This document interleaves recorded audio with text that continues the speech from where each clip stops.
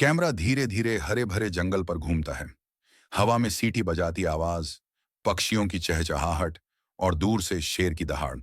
Narrator की आवाज। यह है वह जंगल जहां पेड़ों की छांव में जानवर रहते हैं और हर झाड़ी में कोई ना कोई राज छुपा है। यही जंगल है जहां इंसानी बच्चा मोगली बड़ा हुआ। झाड़ियों के बीच बाघ शेर खान धीरे धीरे चलता है। अचानक उसे इंसानी बच्चे की आवाज सुनाई देती है।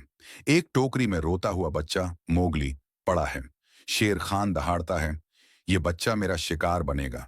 तभी काले पैंथर बघीरा तेजी से आता है, टोकरी उठाता है और भेड़ियों के पहाड़ की ओर भाग जाता है। भेड़ियों की सभा लगी है। भेड़ियों की मां रक्षा बच्चे को गोद में उठाती है और कहती है, यह अब मेरा बेटा है, इसका नाम होगा मोगली। भेड़ियों का झुंड एक साथ चिल्लाता है, मोगली, मोगली। शेर खान गुस्से से दहाड़ता है, लेकिन अकेला पड़ जाता है। मोगली छोटे छोटे भेड़ियों के बच्चों के साथ दौड़ लगाता है, पेड़ से झूलता है, नदियों में कूदता है, जंगल के हर जानवर से दोस्ती करता है। बलू उसे हंसते हुए सिखाता है, जंगल का नियम है, डर मत, और जंगल तेरा है। किशोर मोगली नदी किनारे खेल रहा है। अचानक शेर खान आता है और गुर्राता है, इंसानी बच्चा, आज तू मेरे पंजों से बच नहीं पाएगा। बघीरा और बलू वहां आकर उसे बचा लेते हैं। मोगली को पहली बार समझ आता है कि शेर खान उसका सबसे बड़ा दुश्मन है। मोगली अकेला भटकते भटकते एक पुराने खंडहर तक पहुंचता है। वहां विशाल अजगर का अपनी आंखों से उसे सम्मोहित करने लगता है।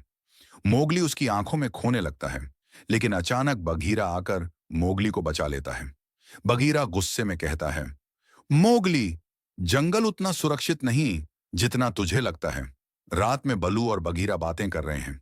बघीरा कहता है, एक दिन इसे इंसानी बस्ती में भेजना ही पड़ेगा। शेर खान इसे कभी नहीं छोड़ेगा। मोगली ये सुन लेता है और उदास हो जाता है। क्या जंगल मुझे अपना नहीं सकता? मैं भी तो इन सब का हूं। एक दिन शरारती बंदरों का झुंड मोगली को पकड़ लेता है। वे उसे अपने राजा किंग लुई के पास ले जाते हैं। किंग लुई कहता है, मुझे इंसानों की आग का राज बता दो, मैं पूरे जंगल का मालिक बन जाऊंगा। मोगली डर जाता है, लेकिन कुछ नहीं बताता। बलू और बघीरा बंदरों से लड़ते हैं। किंग लुई की गुफा ढह जाती है और मोगली सुरक्षित निकल आता है।